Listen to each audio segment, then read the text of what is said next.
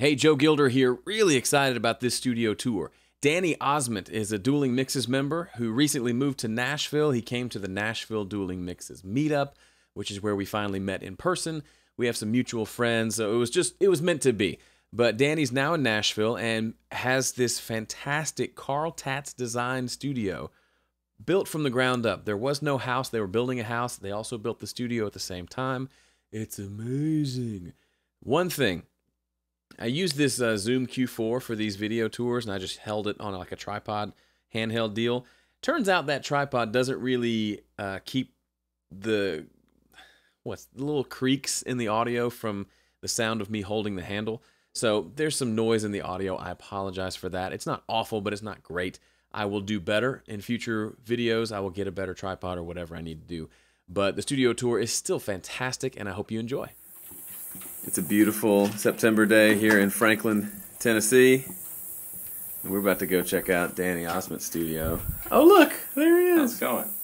Tell everybody who you are. I'm Danny Ozment. I'm the owner of Emerald City Productions and also the blogs recordingacapella.com and fundwhatyoulove.com. Oh, I love it. Yeah.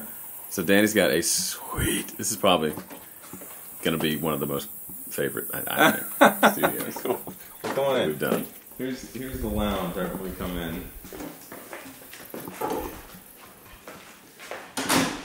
Nice place to hang out. Love it.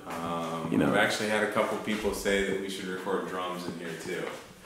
It'd be a good alternative. Get sort of a Headley Grange if you want to like reverb. Yeah. And kitchen. We got a nice full bath in there. You don't need to film that. No, I don't need that. It's probably dirty. Is this part of... This is your house's kitchen, or is this strictly the studio? No, this is the studio kitchen. That's so cool. Yeah. Love it.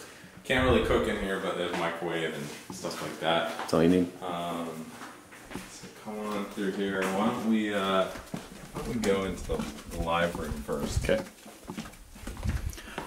We got a nice big live room in here. I'm a drummer, so I wanted to have a big room for drums. Huge windows. If you pan down, you'll see the nice reclaimed wood, barnwood floor. It's a 100-year-old barn from north of Nashville that was milled in an Amish mill. So we got some reflective surfaces. Yeah. We've got some resonant areas in here. It's about 700 square feet with 18-foot ceilings at the peak. Yeah. And also there's goats, by the way. Yeah. Are they out there still? Oh, they might have left. gone behind the There were goats in yonder pasture. Okay. Well. Yeah. So you can't like promise goats if they book a session Right. here. Okay.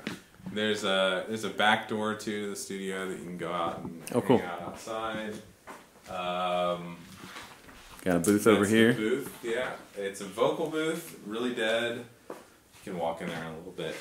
But it's also big enough for a set of drums. Oh, cool. So if you want to do something really dry, and there's a panel with 12 mic inputs in there. So this is a big, for those of you who aren't familiar, this is you can't quite see, but there's glass here. Yeah. Big gap. You can see the glass is slanted. Yeah. And then there's glass on the other side, which is the control room. We'll go in a minute. But yeah, so the studio was designed by Carl Tatz. Yes. Carl Tatz Designs. Carl's based in Nashville. Mm-hmm. So being here in Franklin, Carl was involved the whole time with the design and when it was being built. He worked with my builder that we built a custom house, but Carl also has a couple of his own guys that do a lot of the finish work and a lot of the work on the panels. Most of the panels you'll see were actually built by Arlex. They're custom panels, so pretty much they're just 705 harder foam. Carl did say this is the biggest air gap he's ever done. it's massive. A live room. Yeah, it's got about a foot of actual air in there between the walls. That's wild.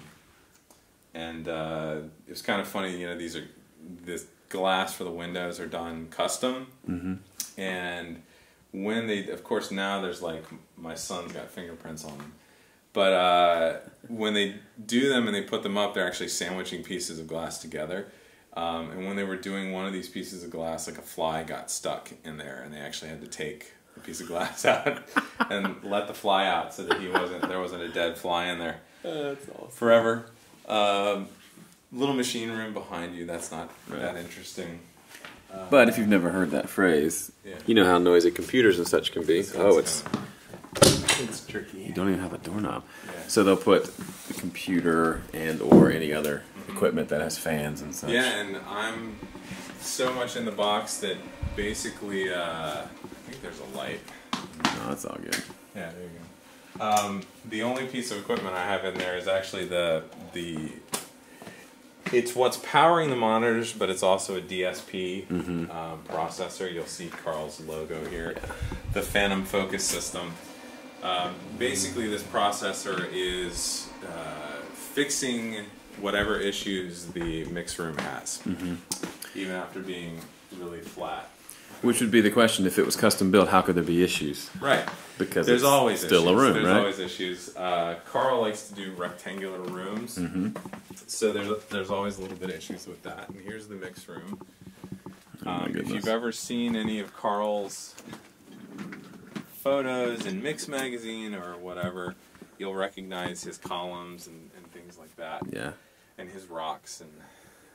He likes his rocks. Yeah, it's I wanted a very airy, comfortable space that I would enjoy working in, because I'd spent the first 4 or 5 years of my career working in a basement bedroom that was dark and cold, and so I have windows and I have light and I can open the windows.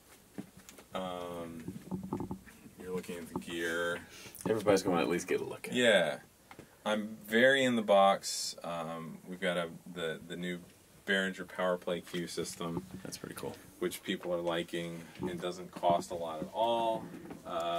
24 in and out analog using a Universal Audio Apollo system.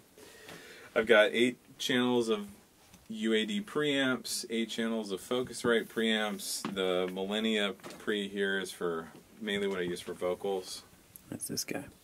Yeah, that's the TD1, which I used one of those since it can go between tube and FET. It's got direct inputs for bass and things like that, which are great. And then I have 8 more 8 more channels of PreSonus cheap preamps. Carl was really funny when he was designing this. You know, he's sort of perfected his system with the acoustics.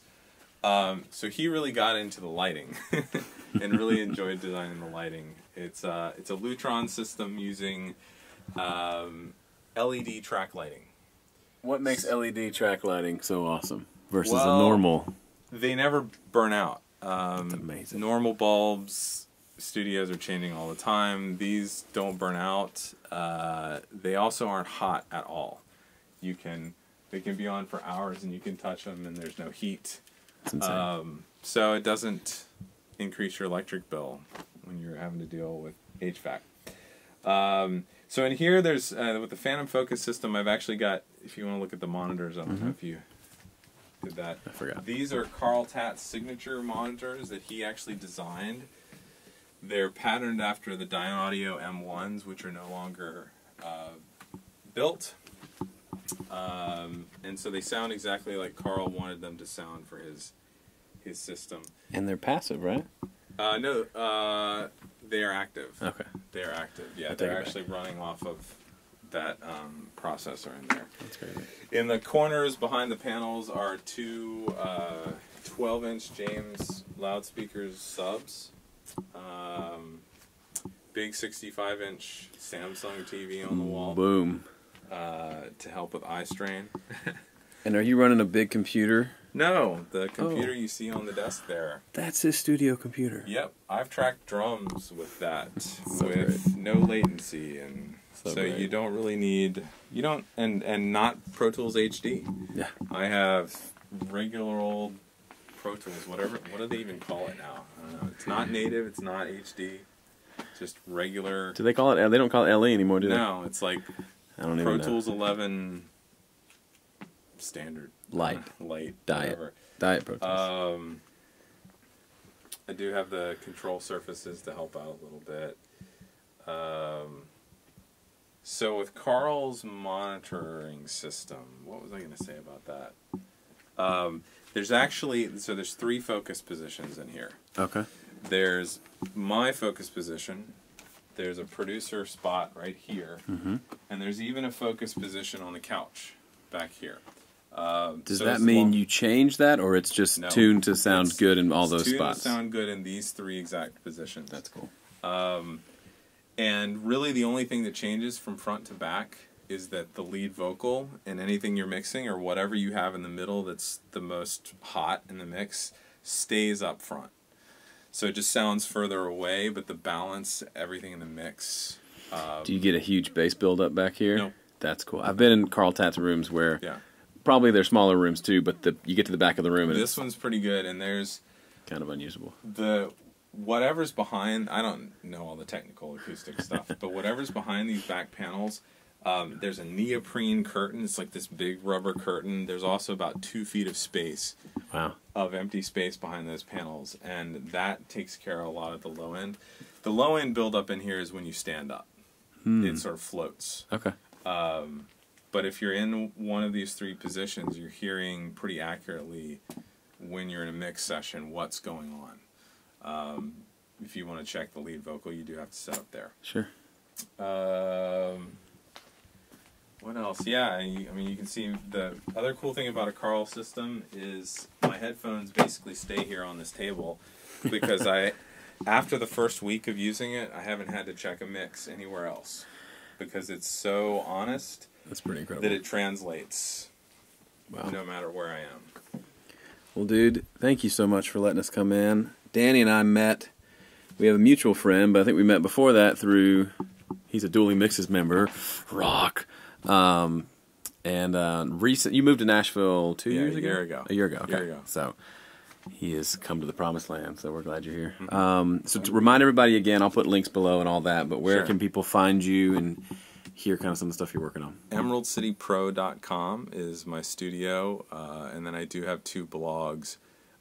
Most of the work I do is with a cappella groups. So I have a site, recordingacapella.com, that teaches a cappella groups how to record themselves and steal clients from Joe and Graham. We don't want the a cappella clients. I wouldn't know what to do. I also have a crowdfunding blog called fundwhatyoulove.com that helps artists learn how to set up their crowdfunding campaigns to succeed and actually make money. Love it. Well, Danny, thanks so much, man. Sure. See ya.